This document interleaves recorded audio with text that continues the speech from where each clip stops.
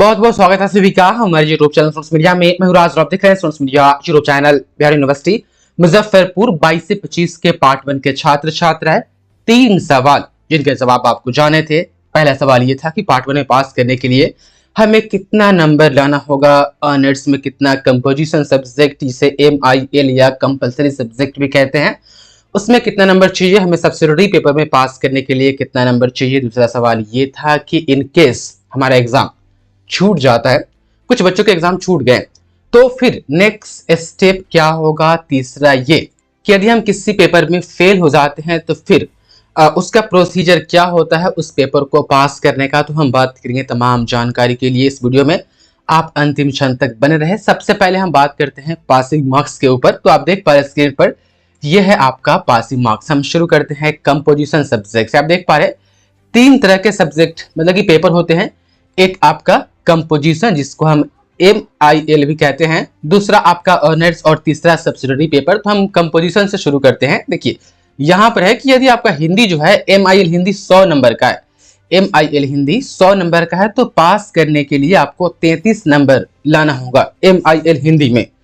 वहीं यदि आपका 50 हिंदी 50 उर्दू या 50 हिंदी 50 अंग्रेजी या 50 हिंदी 50 भोजपुरी या 50 हिंदी या 50 मैथिली है, मतलब कि 50-50 वाला है, तो आप देख पा रहे उसको नन हिंदी कहा जाता है। यहाँ पर आप देख पा रहे उसके जस्ट नीचे आप देखेंगे तो 50-50 है। पास करने के लिए तो 15-15 चाहिए, लेकिन 15-15 तो 30 ही हो रहा, इसलिए 15-15 ही आता है। टोटल जोड़ करके 30 नंबर आता है, तो आप फेल हो जाते हैं और अगली बार उसको दोनों पेपर का आपको एग्जाम देना पड़ता है। मतलब कि 50-50 वाला में कमोबेश मिला करके टोटल उसमें भी 33 नंबर चाहिए, यानी कम से कम तो 15-15 चाहिए उसमें, लेकिन एकदम कम से कम 15 ही आता है तो 30 हो जाता है, तो वो आपका पासिंग मार्क्स नहीं बनेगा। किसी में 15 आना चाहिए तो किसी में 18 आना चाहिए, किसी में यदि 16 आता है तो किसी में 17 आना चाहिए। मतलब कि कम से कम तो 15 चाहिए ही, लेकिन अधिकतम मिला करके भी मिनिमम में आपको 33 नंबर चाहिए। उदाहरण आप ये समझ सकते हैं कि मान लीजिए कि 50 इंग्लिश में आपको 16 आ गया और 50 हिंदी में जो है आपको 17 आ गया, तो आप पास माने जाओगे। मतलब कि दोनों में मिला करके कम से कम 33 आना चाहिए और हर एक में कम से कम 15। आप समझ पा रहे होंगे मेरी बातों को। तो आप देख पा रहे 50-50 वाला में यही होता है कि दोनों मिला करके आपको 33 नंबर लाना पड़ता है। मिनिमम ये चाहिए। हाँ, किसी में 14 यदि आता है और किसी में 19 आ जाता है तो आप फेल माने जाओगे, क्योंकि 14 नहीं चाहिए, कम से कम 15 चाहिए।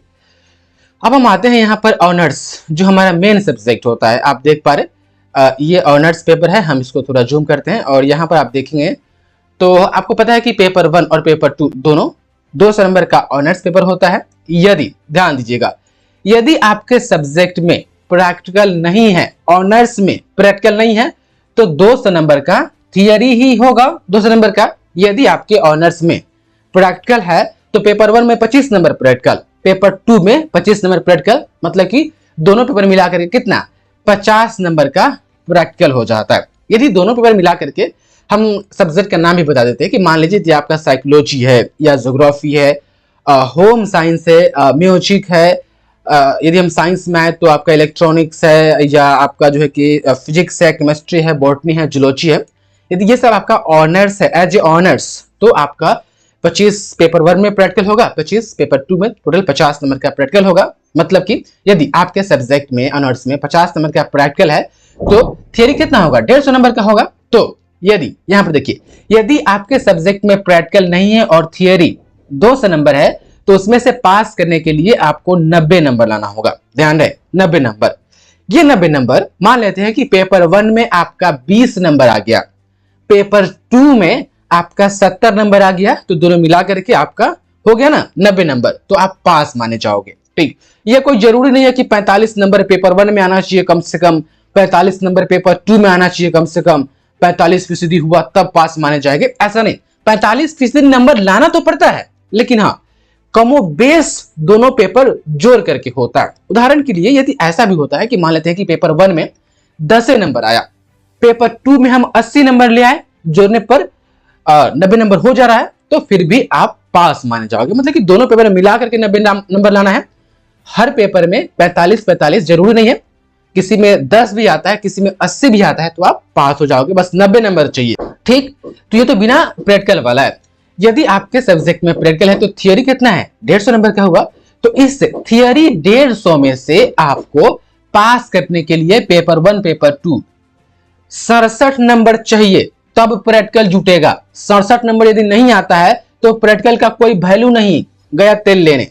तो ध्यान दीजिएगा कि यदि आपके सब्जेक्ट में प्रैक्टिकल है तो पेपर 1 पेपर 2 दोनों मिला करके थियरी पहले 67 नंबर लाइएगा, तब आपको 50 नंबर जो है कि प्रैक्टिकल वाला ऐड होगा। अच्छा, 50 नंबर प्रैक्टिकल होता है तो प्रैक्टिकल में पास करने के लिए कम से कम 50 में से आपको 23 नंबर लाना होता है। तो खैर लगभग 44 45 42 43 50 प्रैक्टिकल में से जो कि उतना नंबर मिल ही जाता है। तो उम्मीद है कि आप ऑनर्स वाला भी बात समझ पा रहे होंगे। यहाँ पर आप देख पा रहे टोटल 200 नंबर का यहाँ पर होगा, पासिंग मार्क्स 90 है। यहाँ पर ये नॉन प्रैक्टिकल वाला सब्जेक्ट है, बाकी प्रैक्टिकल वालों के लिए 67 लाइएगा, तब ये प्रैक्टिकल वाला नंबर जुटेगा। चलिए अब हम आते हैं यहाँ पर देखें तो अब सब्सिडियरी को हम थोड़ा समझ लेते हैं। यहाँ पर आप देख पा रहे सब्सिडियरी पेपर, अब दो सब्सिडियरी होता है ना, तो सब्सिडियरी दोनों के लिए एक ही नियम होता है, इसलिए मैंने एक ही यहाँ पर लिखा है।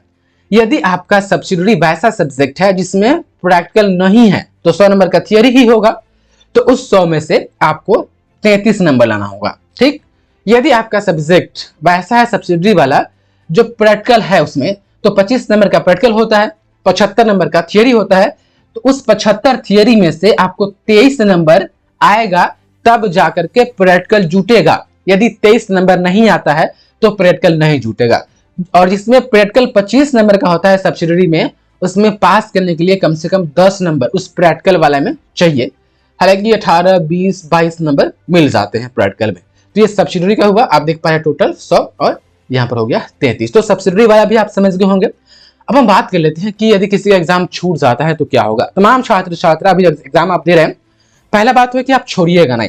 नियम पहले यह था कि मान लेते हैं कि कोई 21 से 24 का बच्चा है, समझिएगा, और वो एक पेपर उसका छूट गया, तो उससे जो जूनियर सेशन वाला होगा 21 से 24 का जूनियर है आप 22 से 25 वाले। तो यदि किसी का पेपर 21 से 24 का छूट जाता है तो वो 22 से 25 का जो भी पार्ट 1 का एग्जाम चल रहा है इसमें बैठ करके वो एग्जाम देगा। अब इसका मतलब ये है कि यदि 22 से 25 जो आप है, आपका यदि पेपर छूट जाता है तो आप या फेल हो जाते हैं। छूटने और फेल होने के कंडीशन में यही होता है। हम थोड़ा और एक्सप्लेन करेंगे, बस मुझे थोड़ा कि यदि मान लेते हैं कि 22 से 25 वाला का कोई पेपर छूट गया तो कायदे से जो नियम है वह 23 से 26 का जब पार्ट 1 का एग्जाम होगा, जो आपसे जूनियर है जो इस साल एडमिशन ले रहा है 23 से 26 में, उसके साथ आप बैठ करके एग्जाम देंगे। लेकिन तमाम छात्र छात्राएं बिहार में अब नियम चेंज हो गया है। जो 3 साल वाला जो आप लोग कर रहे हैं ना, अब ये वाला सिस्टम नहीं है। अब 4 साल वाला जो है कि सिस्टम लागू हुआ है बिहार में तमाम यूनिवर्सिटीज में, और पार्ट 1 पार्ट 2 पार्ट 3 का एग्जाम उसमें नहीं होगा। सेमेस्टर 1 सेमेस्टर 2 3 4 5 6 7 8 सेमेस्टर सिस्टम होगा। तो आप जो है 23 से 26 में तो एडमिशन हुआ ही नहीं, तो आप एग्जाम नहीं दे सकते हैं जो जूनियर सेशन है उसके साथ, क्योंकि उनका सेमेस्टर सिस्टम है। 23 से 27 है, दूसरे हिसाब का एडमिशन है, उनका सब्जेक्ट भी दूसरे हिसाब से चूज किया गया। तो आप जो है उनके साथ बैठ करके एग्जाम नहीं दे सकते, तो इसलिए पेपर छोड़िएगा नहीं। अच्छा, क्या विकल्प हो सकता है फिर? कोई किसी का ना किसी का तो छूटेगा ही, कोई ना कोई बच्चा फेल होगा ही। तो ऐसे स्थिति में आने वाले समय में बिहार यूनिवर्सिटी हो सके पार्ट 1 का एक स्पेशल एग्जाम करवाए, जिसे कंपार्टमेंटल एग्जाम कहते हैं। उसमें वैसे छात्र छात्राओं को बैठाया जाएगा जो जिनका पेपर या तो छूट गया होगा, एक आध दो पेपर, या एक आध दो पेपर में वो एब्सेंट हो गए होंगे। अच्छा, एक चीज और, यदि आपका पेपर 1 ऑनर्स का यदि छूटता है तो पेपर 2 देने या ना देने से कोई फायदा नहीं है, क्योंकि ऑनर्स में जो है पेपर 1 और पेपर 2 दोनों मिला करके पासिंग मार्क्स डिसाइड होता है, किसी एक पेपर से नहीं डिसाइड होता है। दोनों मिला करके 90 नंबर लाना होता है। ठीक, तो या तो दोनों का एग्जाम दीजिए, नहीं तो छूट गया है तो दोनों छोड़ दीजिए। तो छूटने की स्थिति में हाँ, अगर सब्सिडियरी वगैरह एक आध पेपर छूटता है तो सिर्फ उसी का एग्जाम देना होता है तमाम छात्र छात्रा। तो छूटने के सिचुएशन में यह है कि अपने से जूनियर वाले का जब एग्जाम होता है तब उसके साथ बैठ के एग्जाम देना पड़ता है। लेकिन बिहार में अब सिस्टम चेंज हो गया हुआ है, अब जो होगा वह स्पेशल एग्जाम या कंपार्टमेंटल एग्जाम में बैठाया जाएगा। तो ये छूटने वाला कंडीशन हो गया। अब फेल होने कंडीशन में क्या होता है? देखिए, फेल होने में यह होता है कि कुछ पेपर में आप फेल होते हैं तो कोई बात नहीं है, आप पार्ट 2 में जा सकते हैं। ठीक, लेकिन फेल हुए सब्जेक्ट का एग्जाम भी आपको देना पड़ता है। लेकिन हाँ, एक नंबर ऑफ पेपर में आप फेल हो जाते हैं तो आपको 1 साल बैक होना पड़ता है। तो ध्यान सुनिएगा कि आपको 1 साल बैक कब होना पड़ेगा और कब नहीं होना पड़ेगा। तो हम बात कर लेते हैं पहले कि कब नहीं होना पड़ेगा। तो जो नियम यह है कि अधिकतम यदि आप 3 पेपर या 2 सब्जेक्ट, देखिए 3 पेपर 2 सब्जेक्ट में मतलब यह है कि जो आपका ऑनर्स होता है वह सब्जेक्ट तो एक ही होता है लेकिन 2 पेपर हो जाता है। तो सब्जेक्ट एक ही काउंट होगा, पेपर 2 काउंट होगा। और एक और सब्जेक्ट ले लेते हैं, मान लेते हैं कि आप ऑनर्स पेपर में आप फेल हो गए और एक सब्जेक्ट आपका सब्सिडियरी भी एक जिसमें आप फेल हो गए, तो पेपर ये वाला 2 हो गया और एक ये हो गया, तो 3 पेपर हो गया। तो यदि आप 3 पेपर में भी फेल हो जाते हैं तो आपको साल बैक नहीं होना होता है, आप पार्ट 2 में चले जाते हैं और छूटे हुए या फेल हुए सब्जेक्ट का एग्जाम अपने से जूनियर के साथ देना पड़ता है। तो जूनियर वाला यदि नहीं होगा तो स्पेशल एग्जाम होगा। मतलब कि 2 सब्जेक्ट में आप फेल हो जाते हैं फिर भी आप पार्ट 2 में जा सकते हैं, दिक्कत नहीं है। दिक्कत कब होता है? जब आप 3 सब्जेक्ट में फेल हो जाते हैं। मान लेते हैं कि आप ऑनर्स में भी फेल हो गए और एक सब्सिडियरी में भी फेल हो गए और जो MIL हिंदी है उसमें भी फेल हो गए, तो सब्जेक्ट तो 3 हुआ लेकिन पेपर 4 हो गया ना। तो अधिकतम जो है कि 3 सब्जेक्ट में आप फेल यदि होते हैं, पेपर 4 भी हुआ तो कोई दिक्कत नहीं, बस सब्जेक्ट ध्यान रखिए कि 3 सब्जेक्ट में आप फेल होते हैं तो आपको 1 साल बैक होना पड़ता है। आप पार्ट 2 में नहीं जा सकते हैं। जो आपसे जूनियर जो बच्चा है वो सेशन आपका हो जाएगा तमाम छात्र छात्रा। यदि हम आपको और बताएं तो ऑनर्स हम छोड़ देते हैं कि मान लेते हैं कि यदि आप ऑनर्स दोनों पेपर में पास हो गए, बाकी जो 3 सब्जेक्ट बचा, एक सब्सिडियरी ये, एक और सब्सिडियरी, 2 सब्सिडियरी होता है तो 2 वो हो गया, और एक कंपोजिशन सब्जेक्ट, तो 3 सब्जेक्ट हो गया ना, एक कंपोजिशन और 2 सब्सिडियरी, तो 3 सब्जेक्ट हो गया। यदि तीनों में आप फेल हो गए तो 3 सब्जेक्ट में फेल होने पर 1 साल बैक होना पड़ता है, तो आपको 1 साल बैक होना पड़ेगा। अब जो छात्र छात्राएं पार्ट 1 में फेल हो जाएंगे कंप्लीटली, उनका क्या होगा? उनका भी एक स्पेशल एग्जाम होगा या यूनिवर्सिटी कोई और विकल्प निकालेगी, क्योंकि अब 23 से 26 में एडमिशन नहीं हुआ है, ग्रेजुएशन का सिस्टम बदल गया है। तो जो फेल हो जाएंगे तमाम छात्र छात्रा जो भी, उनके लिए क्या विकल्प होगा आने वाले समय में पता चलेगा, लेकिन उम्मीद है कि आपको समझ में आ रहा होगा। तो तमाम छात्र छात्राएं एक तो कोशिश कीजिए कि छोड़ना नहीं है, पेपर रूटीन अच्छे से समझ के जाना है। दूसरा कोशिश ये है कि हम किसी भी पेपर में फेल ना हो। यदि फेल होते हैं तो अब बहुत दिक्कत हो जाएगा, क्योंकि ग्रेजुएशन का सिस्टम बिहार में बदल गया हुआ है। तो एग्जाम देते समय 2 चीज ध्यान में रखिए कि एक तो छोड़ना नहीं है, दूसरा किसी भी हालत में हमें फेल नहीं होना है, हमें अच्छा से लिखना है, खूब लिख करके आना है, एग्जाम दे करके आना है। चोरी चकारी से बचते हुए जो तैयारी आपने की है उसको पढ़ करके जाना है और लिख करके आना है। तमाम छात्र छात्राएं लगभग 3 सवाल के जवाब आपको मिल गए होंगे। कुछ कंफ्यूजन और है तो हमें कमेंट में जरूर बताएं, उस पर भी हम बात करने की पूरी कोशिश करेंगे। बहुत बहुत शुक्रिया आपका इस वीडियो को देखने के लिए।